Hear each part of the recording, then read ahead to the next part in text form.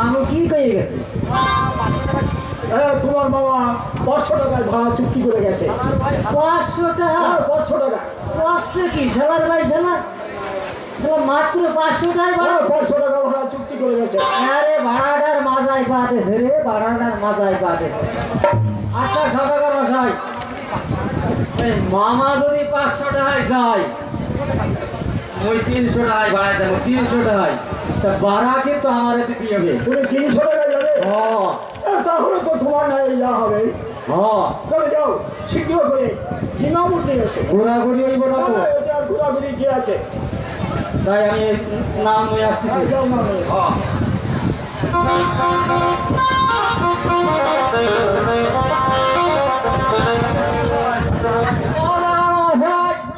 ঘাটে লাভ আইছে উড়ি ঠাকুর ভাবি কর্ণধার, তোমার নাই আর যাওয়া হলো না। যাইবে না কে? তোমার ভাগ্নে আসছিল। বুঝিয়ে দাও। তা আমার ওই ভাইকে ভাড়া কত হয়ে গেছে? সে 300 টাকায় যাবে। 300 টাকা? 300 টাকা। সারা নয় সারা বসছে এই অকালে আমার 3 বছরে সারা ভাড়াটা মাজায় পাচ্ছে। দেখুন হবে কার মশাই, আমার ভাগ্নে যদি 300 টাকায় যায় 300 টাকায় যাই। তাহলে আমি মোটে ভাড়া লইব না, আরো 6 মাসের খোরাক লইয়ে যাইবে, কোনো ভাড়া ছাড়ব না। এ আবার কেমন কথা? মোটের ভাড়া দেবেন না। তবে যাও, তাহলে তোমার নাই যাওয়া হবে। রাজা মশাই এই ঘোরাঘুরি, আরে আপনি যখন ভাড়া নেবেন না তাহলে যাও যাও। আমার এই মরছি এখন। আরে বললাম তো যাও।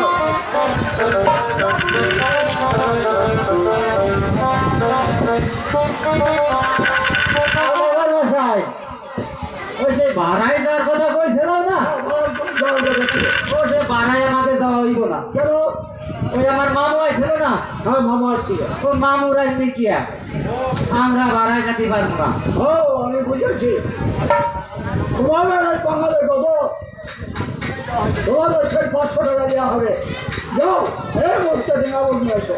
অদাগার মশাই বাঙাল বাঙাল কইবেন না, বাঙাল দেখেন করে, বাঙাল দেখ তো ফুবিয়ে যান ফুবিয়ে, বাঙালি আরে খিসা খিস খিসা। 500 টাকা দেবেন তাহলে? তোমাদের 500 টাকা দেওয়া হবে। তাই আমরা নাম নিয়ে আসছি। যাও যাও।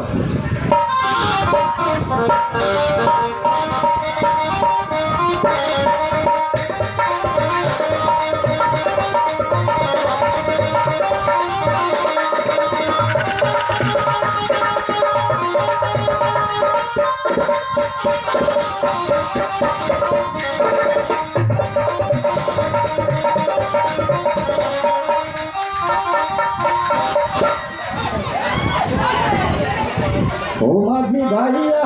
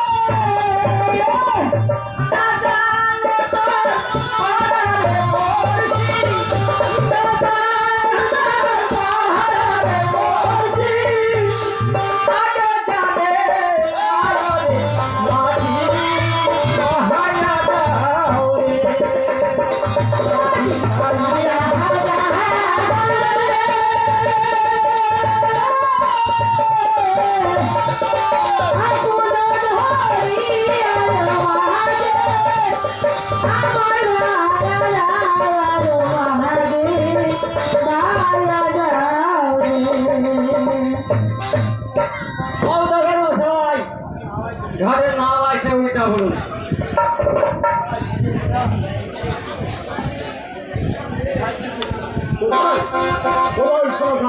এই তো প্রাণ আমাকে ডেকেছো? ডেকেছি বলো কি জন্য ডেকেছো? আমি সিঙ্গালের বাড়িতে যাত্রা করবো, তুমি বেশ, আমি আমার পঞ্চসখী দিয়ে এই দেবতানা বরণ করে দিচ্ছি।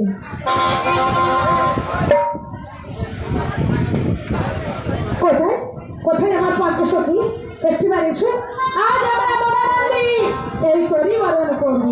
ও আজ তরি বরণ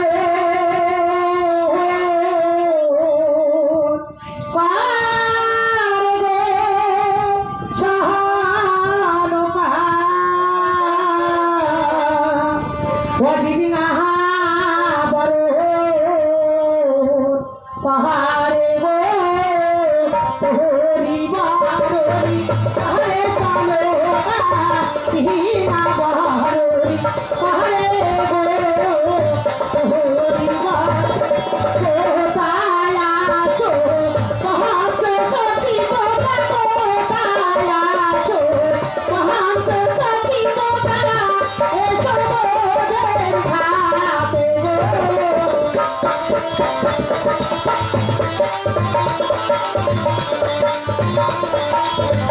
हरे को हरि हरि को हरि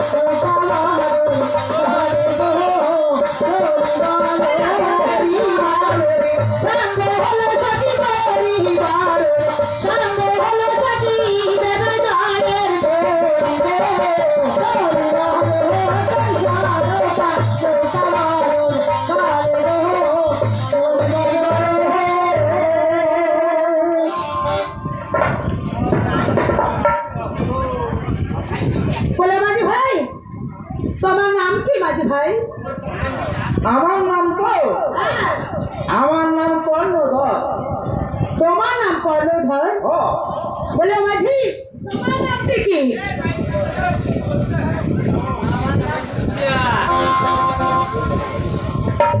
বলে মাঝি তোমার নাম কি বলি? আমার নাম কর্ণধর। ও মাঝি শোনো মাঝি, ও কর্ণধর আহার, ও মাঝি যাতে করে রে খোল আমার, ওই আমার প্রাণের সহায়দার। তুমি শোনো মাঝি কর্ণধর, তুমি শোনো মাঝি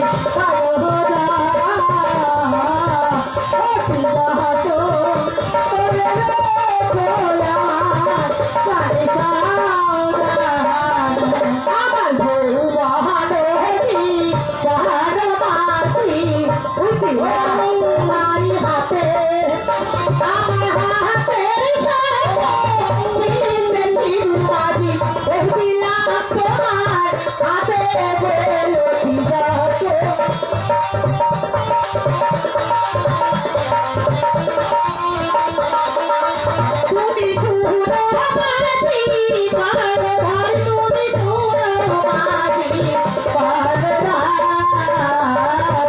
মাঝি যাতে করে রে খোল আমার, ওই আমার প্রাণের সহায়দার।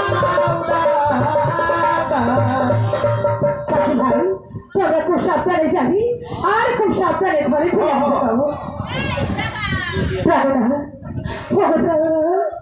তুমি যাবে সেই দৌড় বহুর বাড়ি যেতে, আমাকে দেখি একটা ঘরে তাই বলছি প্রাণুরা, আমি যে তোমাকে ছাড়া কোনোদিন এই মাঝারে থাকি, আজ তোমাকে ছেড়ে থাকতে আমার যে ভীষণ কষ্ট হবে প্রাণুরা। তাই বলছি আজ আমার মনটা কি বলছে জানো প্রাণুরা?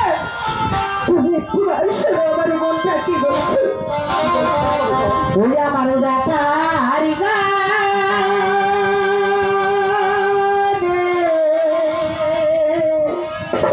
সবাই প্রাণনা শুনে যাবে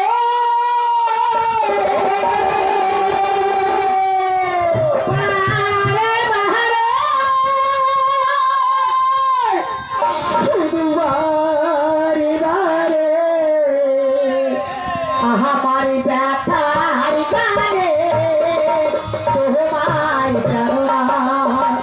শুনিয়ে যাব বাহারে বাহারে বাহারে বাহারে তোমার ব্যথার গানে তোমায় শুনিয়ে যাব বাহারে বাহারে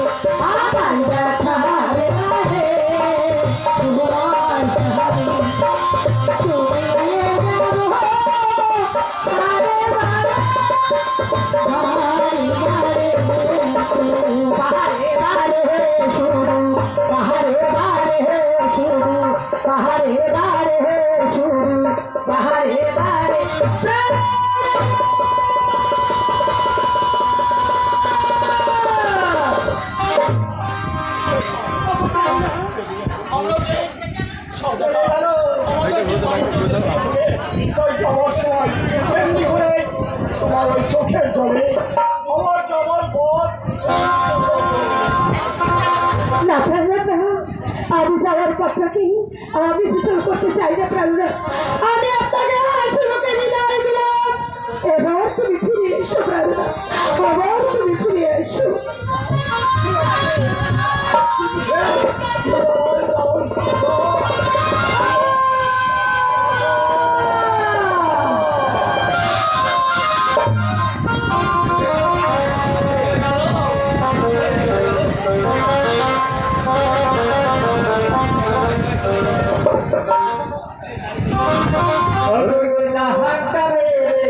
বাদাম তুলে চললো তুমি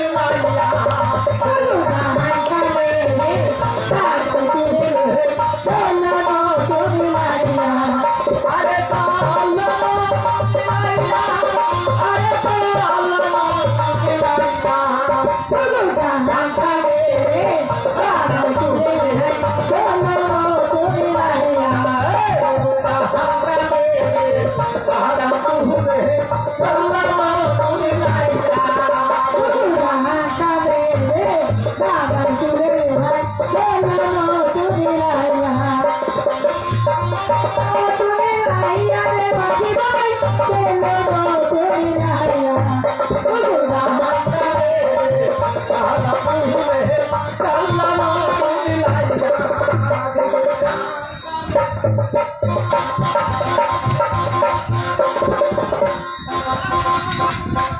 তাই তো ওই চার আমার পূজা নাবি আর চৌধুরী দাঁড়িয়ে আছিনি সিংহাসনে বাড়ি যেতে করেছি, কিন্তু না চার যদি বাণিজ্য করে ফিরে আসি তবে যে আমার পূজার কোনো সদুপায় হবে না। আমি এখন কি করি, আমার জীবনে করেছি সেই বাবন পুত্রের ভগবানকে স্মরণ করবো, আর ওই বাবন পুত্রের ভগবানকে নিয়ে ওই চন্দ্রকান্তের চৌধুরী দাঁড়িয়ে আছি কালীদাকে চলে বিসর্জন করবো, তবেই আমার পূজার সদুপায় হবে। আয় রে আয় পবন নন্দন হলু, আয় রে আয় পবন নন্দন হলু, আয় রে আয় পবন নন্দন হলু, আয় রে আয় পবন নন্দন হলু। দুই হাতে দুই মালা দিব, দুই হাতে দুই মালা দিব, আয় রে আয় পবন নন্দন হলু, আয় রে আয় পবন নন্দন হলু। আয় মিঠাই দিব, ধরাই ধরাই মিঠাই দিব, আয় রে আয় পবন নন্দন হলু, আয় রে আয় পবন নন্দন হলু। লুচিয়ারে মন্ডা দিব, লুচিয়ারে মন্ডা দিব, আয় রে আয় পবন নন্দন হলু, আয় রে আয় পবন নন্দন হলু। দুধ ভাতে খেতে দিব, দুধ ভাতে খেতে দিব, আয় রে আয় পবন নন্দন হলু, আয় রে আয় পবন নন্দন হলু। হলো দেখো বাবা, আমি চম্পকনগরে চন্দ্রকান্তের কাছে গিয়েছিলাম একটি পূজার কারণে ফুলতে দেবার কথা হেমতলার বাড়িতে আমার মাথা ভেঙে দিয়েছি, আর আমার সে গাড়ি করেছি। ও ছয় পুত্র সাতবাহিনী বাড়িতে যাতে করেছি, তাই বলছি বা ফনু ওর সবাই কালীবাড়ি চলে বিসর্জন করে এসো। তবে তবে যা যেন প্রাণী না মারা যায়, ও যদি প্রাণী মারা যায় তবে যে আমার পূজার কোনো সদুপায় হবে না।